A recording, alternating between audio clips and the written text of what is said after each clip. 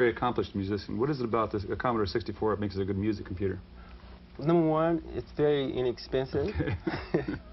The other thing is the SID chip, and that's the sound interface device. Okay, what does the SID chip do?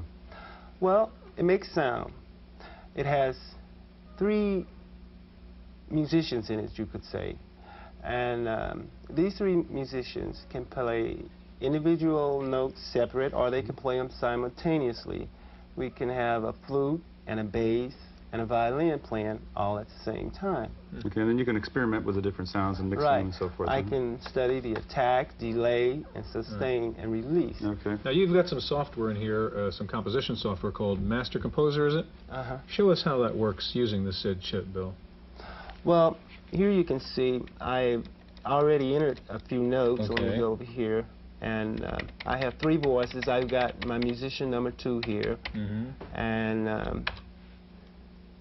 you see I have some rest up there. So I have about, I would say I have 16 positions that I can okay, and if you wanted to go ahead now and listen to that music you would just put in there. And this is using only a SID chip, right? Right. No synthesizers, right? No, just the Commodore. Okay. Power. Okay, you want to listen to? Yeah. All right. And it's showing the notes that it's playing as it goes on, huh? And that's all just coming out of the 64. As they're playing. That's all coming out of the 64, no help. And they're the notes you had entered before. This is a little piece of music you wrote in there. Okay, can we turn that off just a second? And I want to ask you now to give us the whole ball game here and hook up all your synthesizers and see if the 64 can handle all of that. So what do we do to do that? Okay, first of all, I have the MIDI interface hooked to the Commodore, hooked up with the Commodore. And from the MIDI interface, I go through my MIDI through box, which we can see.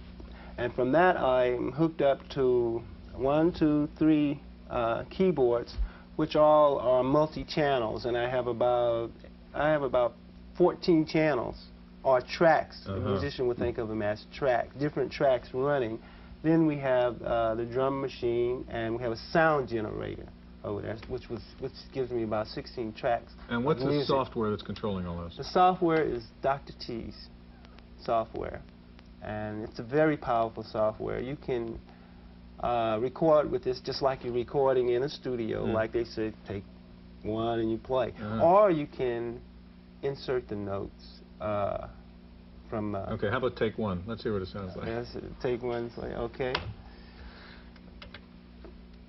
Tell us what you're doing. I'm doing an original tune that I and James Anderson co-wrote. Okay.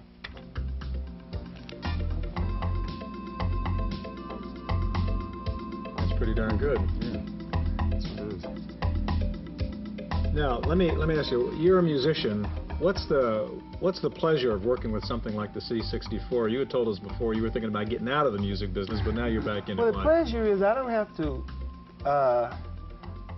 have a lot of musicians to rehearse with. I don't have to tell them play my music simple. I want, you know, and I've got a drummer that this crazy machine will just play all day long. And most of the time I would wear musicians out. I like to rehearse.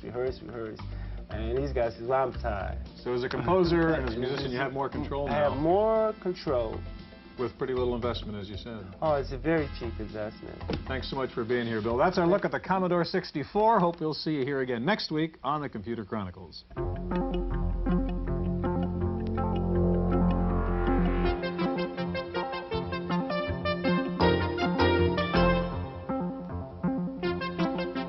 Random access file this week. There are reports that the new DBase 4 program has some bugs in the SQL mode.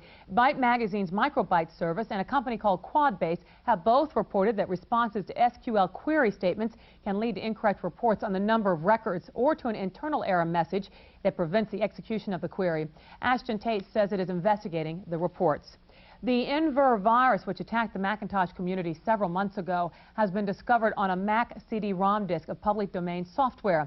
The virus infected 7 files on the disk, including a HyperCard stack and Stuffit.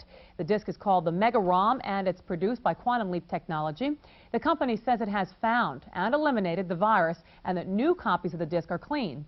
The Inver virus was passed on through a hard disk utility. It infects applications and eventually causes an unrecoverable systems crash. The virus reportedly can be detected by the Virus Detective program, but can sneak by Apple's program called Virus RX. The Russians say they have been hit by their first computer virus. The virus, known as DOS-62, infected 80 computers at the USSR Academy of Sciences. The Russians suspect the virus got into the system after some students who attended an international summer computer camp attempted to copy some infected programs using the Academy's computers. IBM says it has developed a new experimental circuit that could lead to PCs with mainframe speed. The CMOS circuit is 1/300th the thickness of a human hair. It can switch on and off 30 billion times a second. A memory chip using the new circuit could contain up to 256 megabits of information. Time for this week's software review. Here's Paul Schindler.